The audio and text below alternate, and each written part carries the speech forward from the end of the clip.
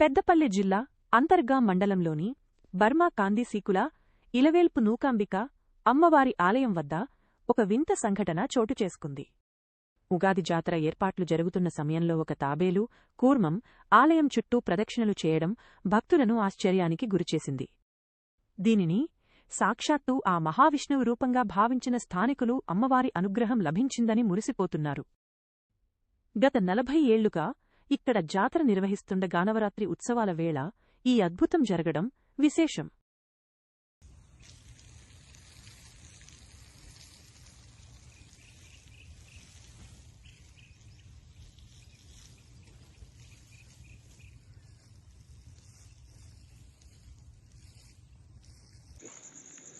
రాత్రి 10:30 ప్రాంతంలో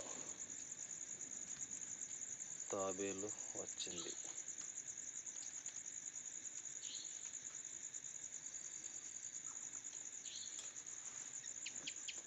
అది ఎటువైపు నుండి వచ్చిందో తెలియదు కానీ మోరాలయంలో తాబేలు వచ్చింది. అది ఇప్పుడే చూశాను, వచ్చింది. మోరాలయంలో తాబేలు వచ్చింది.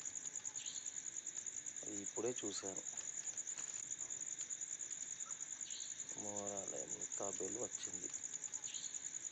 అది ఇప్పుడే చూశాను. రాత్రి 10:30 ప్రాంతంలో